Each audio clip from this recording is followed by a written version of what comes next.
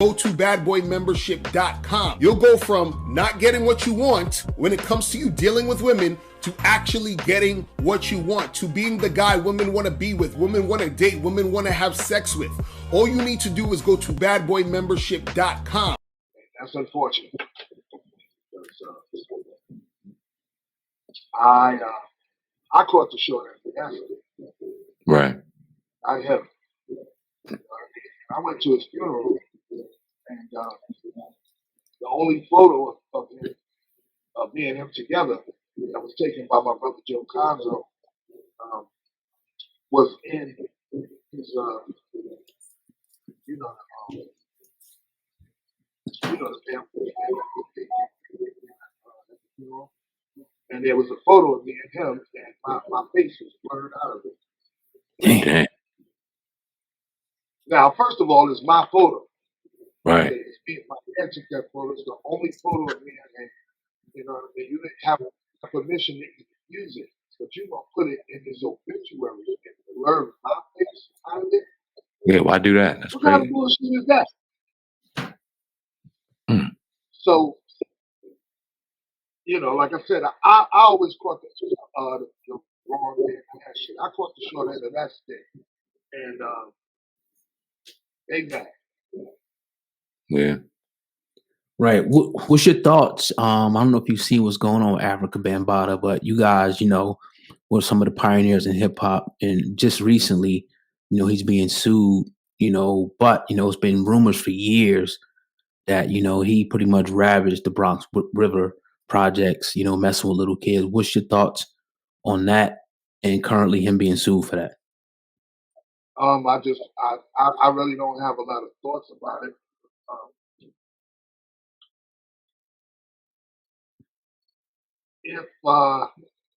If he's found guilty, and this is somebody suing him, this is not a like he got locked up. This is a lawsuit. Yeah, it's a lawsuit. Yeah, I just heard about it. Okay. So he hasn't been convicted of a crime or anything, and I've seen too many things happen in the court of public opinion.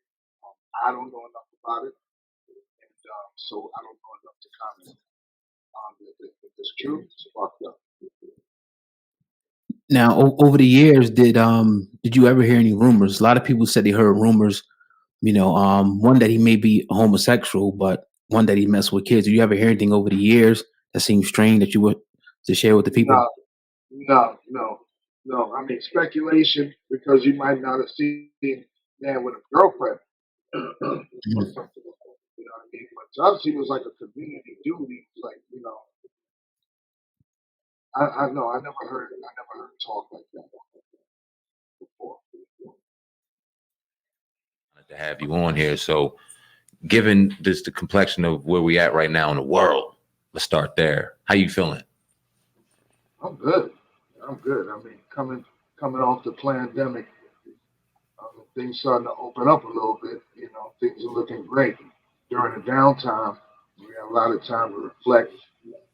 Hopefully to educate ourselves. I know I did. Research and, get creative and look for things that once things start opening up that we can do.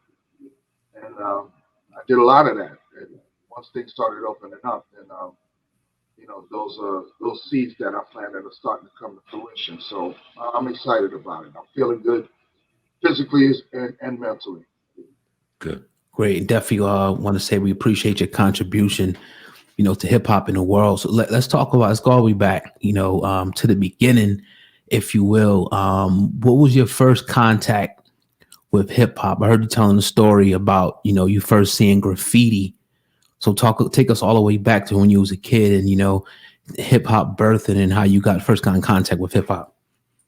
Well, before graffiti was considered an element of hip hop, I was enamored by it as a kid. I remember coming home from school and waiting underneath the overhead train stations and just standing underneath there for hours, just watching trains go by, watching all the new graffiti, to see if Comet had a new piece on the train or if Finn did a whole car or something like that. So I guess that was my introduction to hip hop. You know, once graffiti became considered a part of hip hop, that was the first element. And then, you know, the block parties. The block parties is what really kind of established hip hop as an art form. And the local DJs became our heroes. They became the people that we looked up to. And the reason why I joined, you know, the culture in the first place. I was just enamored by, you know, the movement, the culture, the dance, and the art. So, you know, Definitely. I became a willing participant. Right. So at the age of 13, you grew up up the street from Kool Herc. Talk about that. And then you mentioned witnessing the block parties. Was that like your first, like you saying that, like, oh snap, like I really want to be a part of this? So talk about that. Growing up the street from Kool Herc and witnessing those block parties. Yeah, I lived on the first street up from Cedric Avenue in the Bronx, which is a felon place. And all the older kids used to empty the block like a couple of times a week. And we'd be like, yo, where y'all going? Where y'all going? They'd be like, we going to Kool Herc party. We going to Kool Herc party.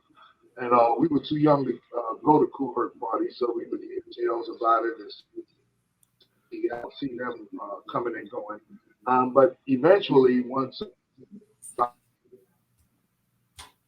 outside and became, you know, to witness it for myself, and then I was all in.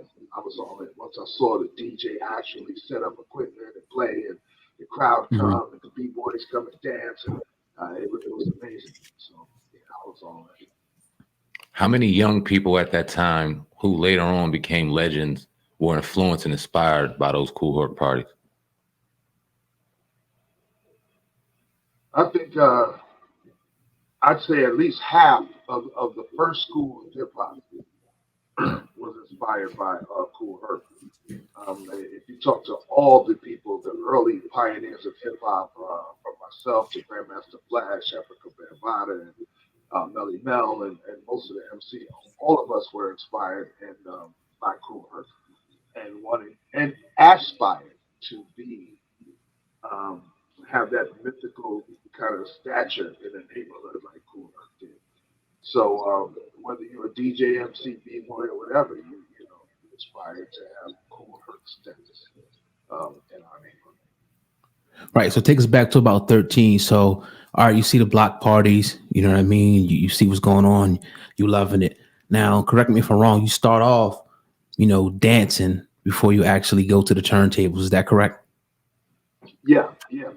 Up the street from the park, from Cedar Park, where all the jams used to take place, up on Cedric Avenue, there was a building next to the firehouse, 1985.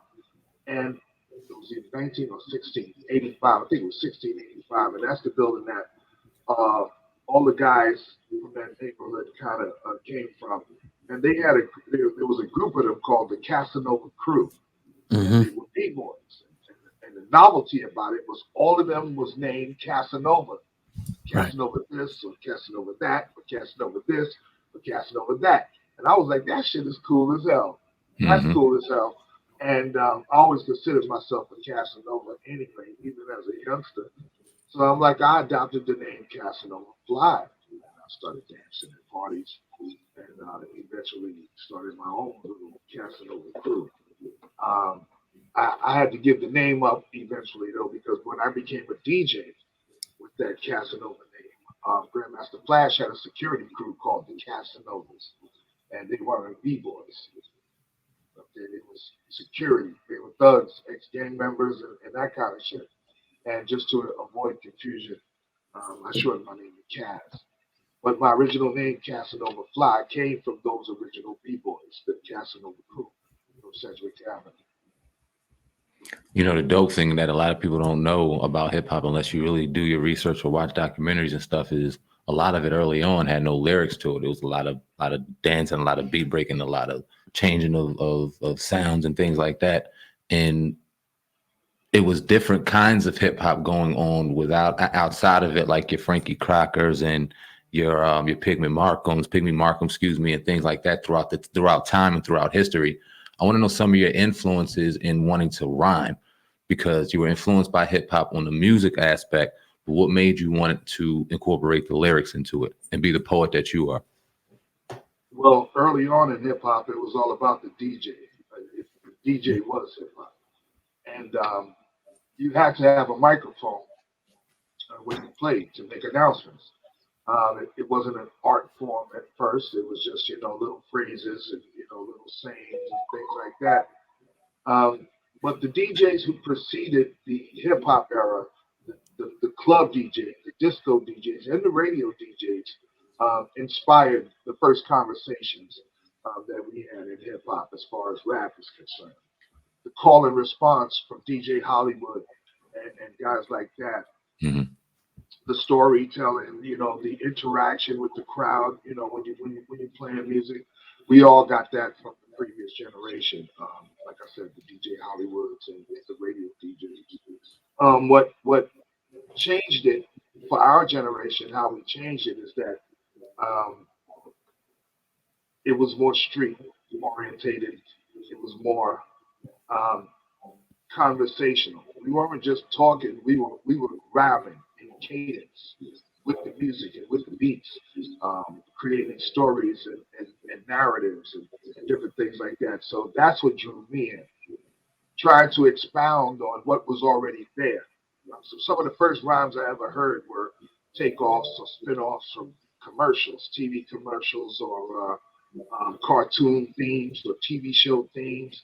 And I always figured, that's cool, it's kind of cool, but I always wanted to go beyond that. So I had to play a dual role in hip hop in the early days, not only as a DJ, but take that microphone and get creative with it. Right. Now talk about the late 70s, take us up to about 78, 79, and your decision to join the Cold Crush Brothers, after they're already formatted. I joined the Cold Crush like in late 80, actually. And if you look at flyers from back in the day, there's 3 different entities of me on flyers. You have the old Casanova Fly identity, which I was kind of getting away from and moving into Grandmaster Caz. But I was still doing a few parties under the name Casanova Fly. And then you had the Grandmaster Caz parties. And then you had me and my brother JDL, who was the only holdovers from those crews before 79. And we became the Notorious 2.